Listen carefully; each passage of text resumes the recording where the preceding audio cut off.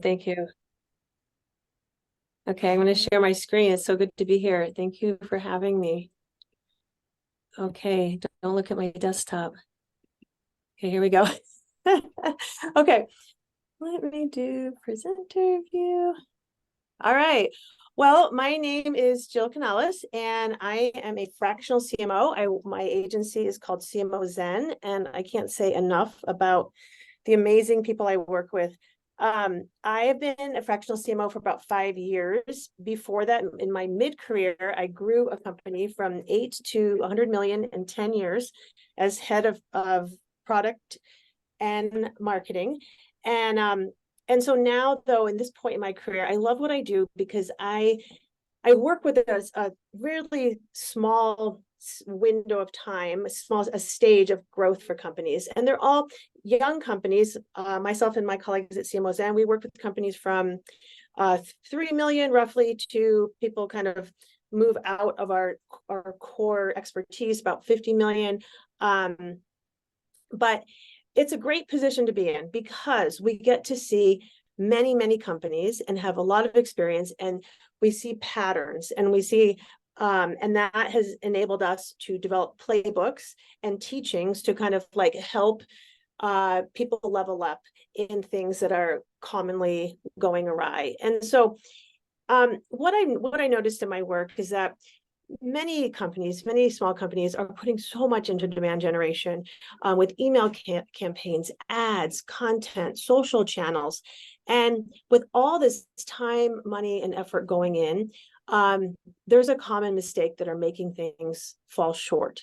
And it's not their fault. People don't know what they don't know. And it's like the common pitfalls. And so what I want, like, that motivated me to put this presentation deck together to try to help teach some really simple principles to level everything up and some frameworks. So the misstep, which is hence the title of this presentation today, is the messaging.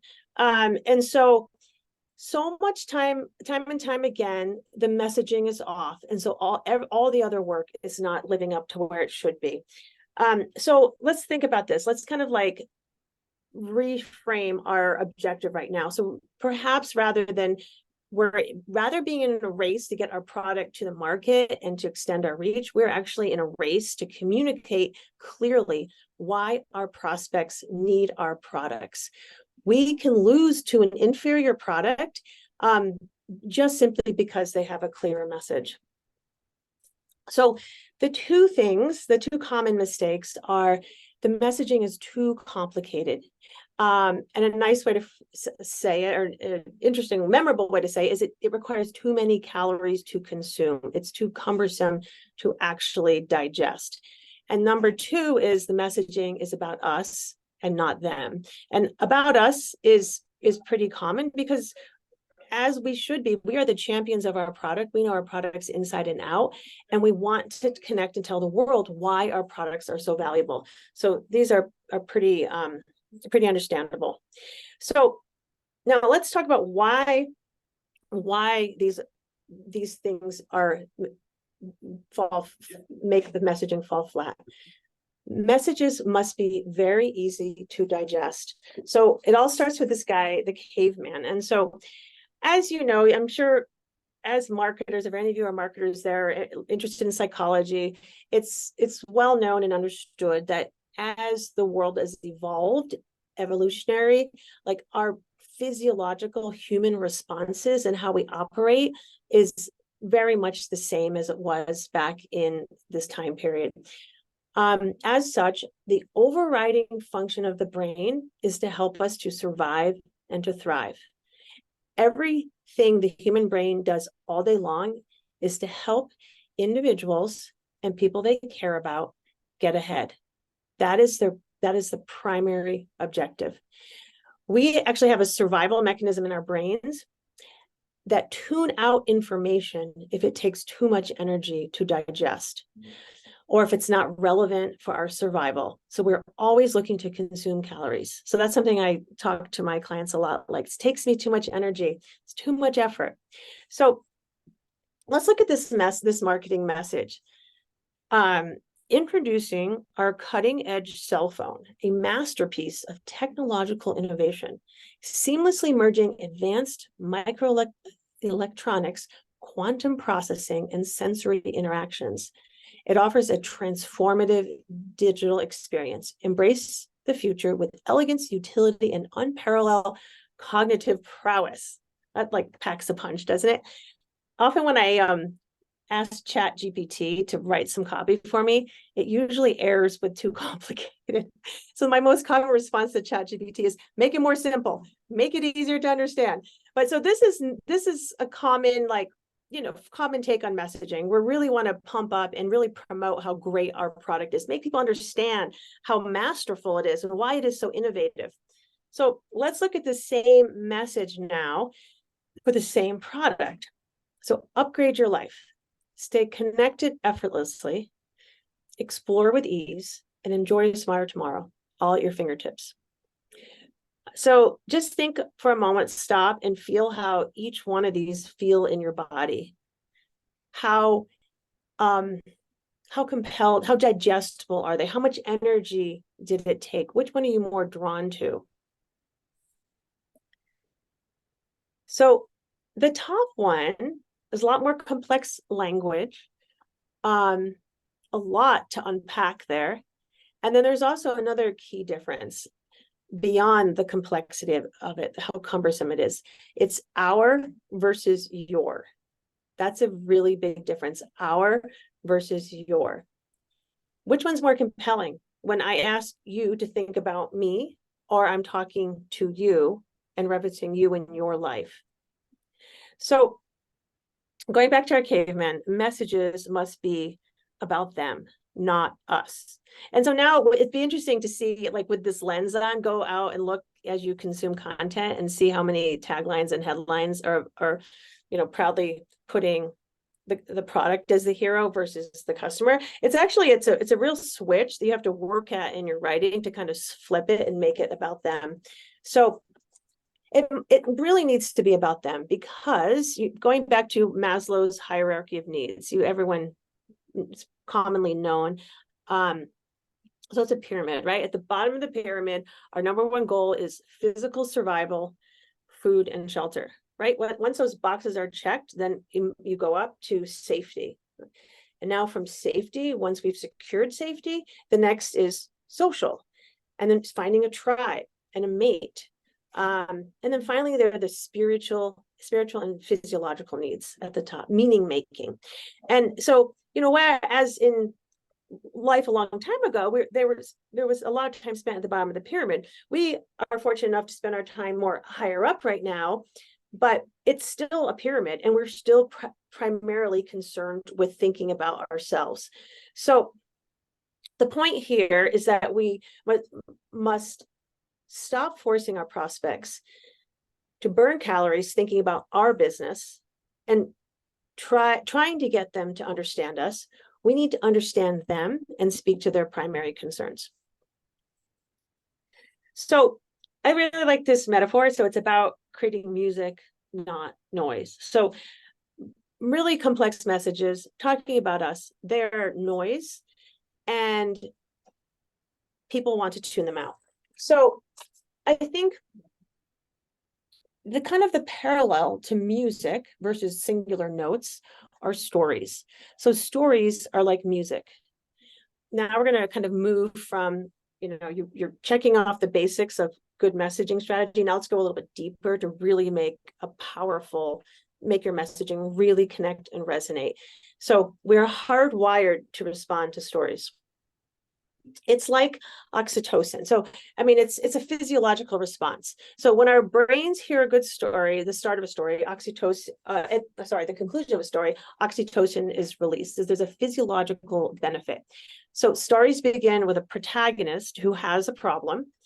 They want or need something, and this creates a gap. So now we're hooked because we want to close that gap. We want to complete that arc. We pay attention now because we want that oxytocin release at the end. So this is like a great, really fundamental understanding to create your brand story. Our brand story is the music that resonates with our prospects. And so I don't know if any of you know Donald Miller, but we're going to talk a little bit about Donald Miller today, because he's one of the thought leaders in brand story frameworks. So he's built his whole business around helping marketers, helping young companies, really with step-by-steps of how to create a compelling story that then drives all of your messaging from there. And one of the things I've learned in the course of my work is that there's such freedom in just setting aside any tactical messaging you need to create, any website messaging, any emails, any advertising. Set all of those marketing outputs aside and just get your story straight. Just write it as it needs to be, as it should be, unencumbered by where it needs to be. Get it clear and clean. Then figure out how to what's the best way to translate or pull from it, from those different marketing needs. Okay, so I'm going to walk you through Donald Miller's framework quickly. I have done that. You have to let me know, Spencer, if I'm short on time too. Okay, so the story starts with a character. He's a hero. He or she is a hero, or they are a hero. This is a major paradigm shift, right? We're not the hero. We are actually the guide for our hero. So they're Luke Skywalker. We are Yoda. So the catalyst for any story is that the hero wants something, okay? And now the rest of the story is about the journey of discovering if they get what they want. That's why you're hooked. So they want to solve a problem. It's best if it's a desperate problem, not a nice to have. It's a absolutely must have. What is the most desperate need? Let's not come up with 6, 7, 8, 9 problems. Let's focus on one and maybe a secondary desperate problem. So they want to solve it so they can go back to a peaceful life. Now, thinking about Maslow's hierarchy of needs, think about their problems in the same way. Are there problems in the basic food and shelter? Are they in finding a tribe? Is it social? Is it meaning making?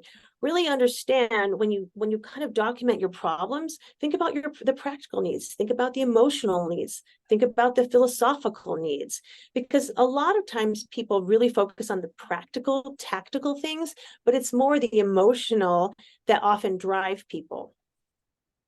So the next step is they meet a guide.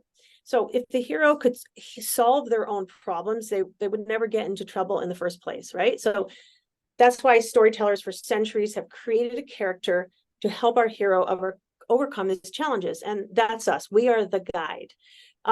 So think about this, when a brand comes along and positions itself as a hero, the customers remain distant. They hear us talking about how great our business is and start wondering if we're competing with them for scarce resources, right? Their subconscious thought pattern goes something like this. Oh, this is another hero like me, and I wish I had more time to hear their story. But right now, I'm busy looking for my guide. So the guide now gives them a plan. We have to now come forward with a simple plan to overcome the challenges. Making a purchase, moving to the next step is a big leap, right? So now we have to actually lay out a clear path. And it's often our brain works in a 1, 2, 3. We love 1, 2, 3 steps. So something I play with a lot is this 1, 2, 3 sequence. It's easy for us to kind of wrap our heads around. So after the plan, they have to be called into action. It's not enough to just give them the plan. Like, here's what you need to do. Here's why you need to act now. Here's how you act. And then it goes to, now we're completing that arc, that climactic ending. So this is going to result in success and avoid failure. So take a breath right here. Okay, so with Donald Miller, this is kind of meta. I love this because he's the guy who is one of the leaders in the story brand framework, right? His own personal business is actually an online platform to help small businesses grow. So he's a coach and he's a guide to small businesses. So what I love about studying him is like seeing how he teaches the story format, and then how does that actually play out in his own business. And so let me show you, I pulled this from the lower section of his website. This is the brand story he is telling that's actually using his own method. So it's meta. So it starts with most small business owners don't have a plan they feel confident in. So they're talking to the hero is the small business owner, and the problem is they don't have a plan. So as a small business owner, you have to be everything to everyone. You're supposed to be a strong leader, a savvy marketer, and a stellar salesperson. Oh, don't forget to check on cash flow, by the way. Also, should you release a new product? It's exhausting to think about. So he's stating a problem, and then he's agitating the problem. He's talking about emotional needs. He's talking about practical needs. He's talking about how you feel. It's exhausting. Here's what you're missing. So then you meet the guide. So Business Made Simple exists to eliminate business owner overwhelm. Okay, we're here to solve problems for people exactly like you. By giving you a simple plan you can follow to optimize your business for revenue and profit. We want to be a trusted partner. So this is the type of guide we are. This is the kind of relationship you'll have with us. You can count on it when it comes to growing your small business. That's why our 6 frameworks are easy to implement, proven to work, and only focus on the parts of your business that you need to focus on.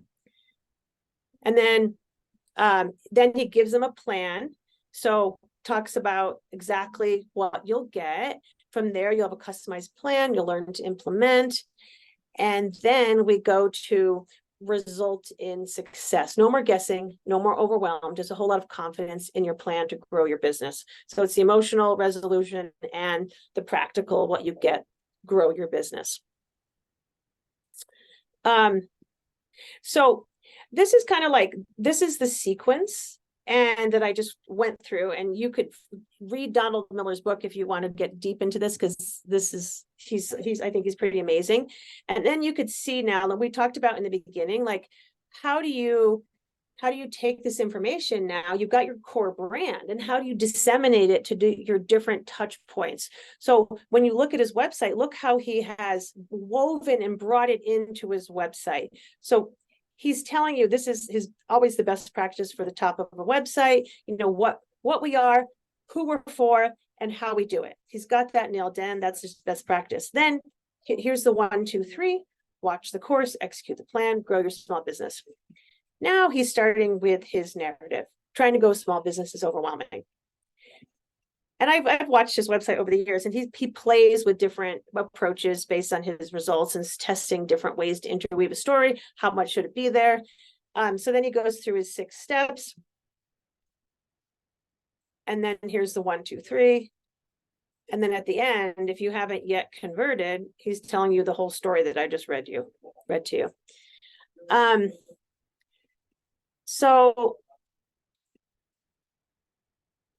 Okay, and so kind of just like in summary, to sum up what we've talked about, 3 steps for impactful messaging everywhere.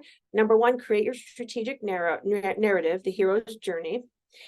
Number 2, use it to inform all of your messaging. Here's some bullets over here. Here's where this impacts. And number 3, as you create that messaging for those touch points, always keep it simple, easy to digest. And if you're using your narrative, your customer will be the hero. And I think that concludes. How are we on time, Spencer? We're perfect. We're in great time. Thanks, Jill. Yeah. So let's run through some questions. I've got one, but I'd love to hear from the group. Anything that came to mind.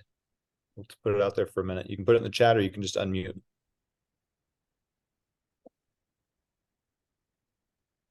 Will you read those, Spencer, if they're in the chat?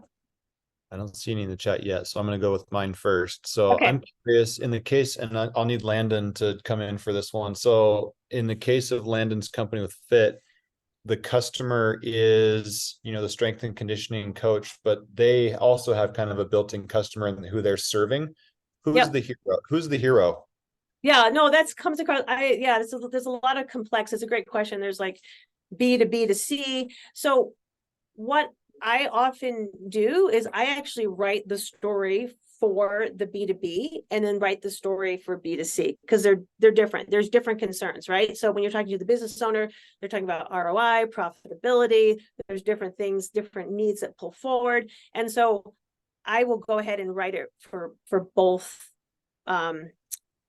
audiences.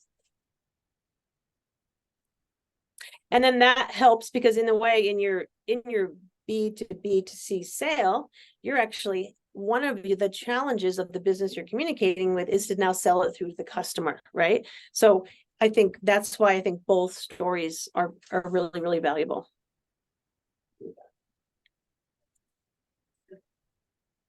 Great. In that case, Jill, does the business that I'm selling to then become the hero or the guide to the end user? Yeah, that makes, yep. I think you're exactly right. I'd be curious to hear more about the business maybe another time. Yeah, it's like I have a client who's in an educational technology product. So they are a competitor. It's like Zoom for teachers, right?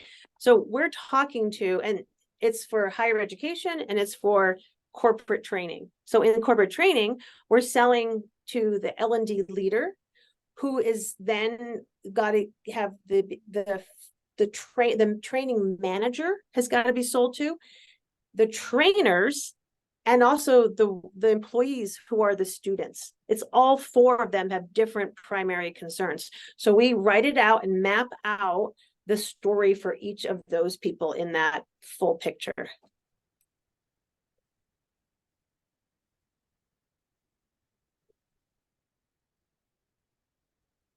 Very nice. Yeah, Jill, and then go ahead. I was just going to ask, I think it might be interesting to hear some examples of like what did you discover with these clients as you were going through this? Like, were there parts of their story that, did they already know their story? They just needed to organize it in a way that they could present it? Or were there parts of their story that they didn't really know before they kind of went through the framework with you? That's a really good question. I think so. I'll give you a larger company or larger team example versus a smaller team. In a larger team, everyone's telling a different story. There's no unified, from the salespeople to the marketing people, there was no unified singular story. And so with that client, I took them through this workshop. All of a sudden the light bulbs went off. They said, oh, there's a framework. Like there is actually a structure behind this so that we can actually gain confidence and lean into a singular story. And then we collaborated to with all of the different stakeholders to understand from different perspectives what they thought the key problems were. What are they call them the hot buttons, the pain points that would resonate, what that ideal future looked like. So we all collaborated, created one message, and now we're testing it. So we're kind of in a coordinated fashion now testing and validating the story. Another client I have, which is a very small company, they just were, this is extremely common, like everything on their website was about them. This is what we do. This is why it's so valuable. This is why you should trust us. This is why you should care. And so then I led them to this workshop to really understand that their customer is the hero, not them. And so it's changed everything in how we connect and how we resonate with the prospects. It's really, and it's funny when you look across all the websites out there, so many people, the mistake is so common that if you get it right, it's actually pretty easy to stand out and to resonate stronger because of the way you're skillfully messaging.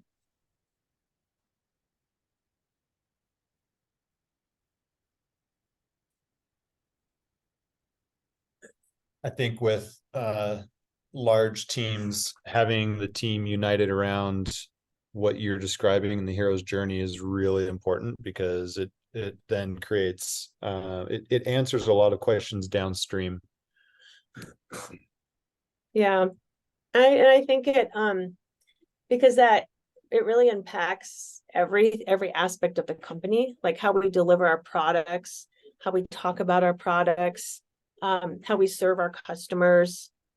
You know, I worked for a company in their customer service group, like they knew the hero's journey. And when some people called in, they could relate and they could, you know, kind of speak about the problems, you know, put words to the problems they were having before the customer even said it. And so it really created it really was a critical part of growing that brand, growing the brand relationship with our customers.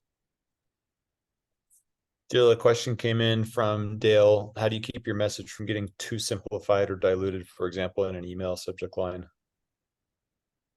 Can you explain it a little bit more, the question? So Yeah, Dale, do you want to come on?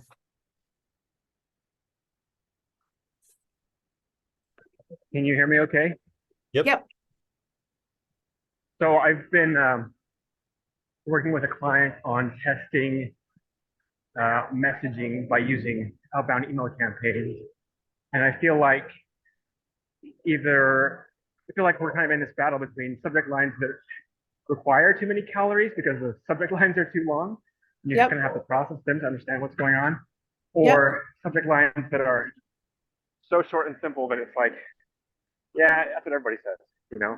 And so trying to like find the spot in the middle where you're able to communicate a point of differentiation without it becoming too calorific, or also without it going back to becoming too simple. Yeah. I mean, I feel like in that like it right in that middle pocket is some unique key words to be distinctively different and to resonate so that the prospect or the person receiving understands that we know them uniquely.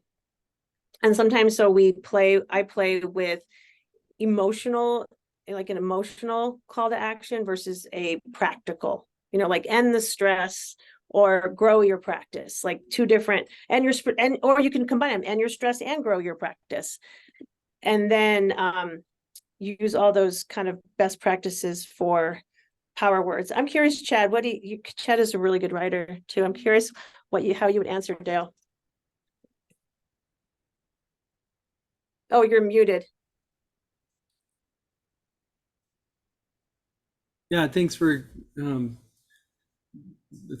pitching that to me. I think it's a really interesting question, right? If you don't say enough, then you haven't communicated anything. But if you say it, you know, too verbose, then you know you've communicated a lot that's not intelligible. And I think that is a balancing act, right? You want to say everything you need to and nothing more. And I mean, in my experience, it takes a lot of iteration. Yep. Right? Can you simplify and then, you know, test it out on people? Like testing is really the answer. I think messaging is one of those areas where it feels a little bit like there's, you know, some magic to it, and there is, right? Like writing is an art, and the way we use language to communicate with each other. You know, this is one of the ways that we go from one person's brain to another person's brain. It's a really intimate thing when you write something and then those words have a meaning inside somebody's head. And to get it right, I think the only way is to give it your best shot, your most creative, artful, and thoughtful attempt, and then test. You know, see what the response is. So I wish there was a simple there, but more about the scientific voodoo and pixie dust on this one.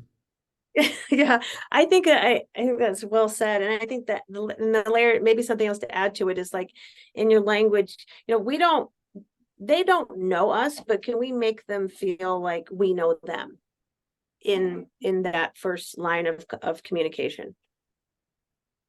Yeah, I think that comes through in the link that that Brett shared from First Round Review. This idea of language market fit, which I just skimmed it really quick. Brett, thanks for sharing that in the comments. Cool. Really interesting. It's a great article. Yeah. It's cool. Cool. Language market fit before product market fit is an interesting topic. Yeah. Nice. Stop share. Thank you. This is great. We'll take one or two other questions if they come up.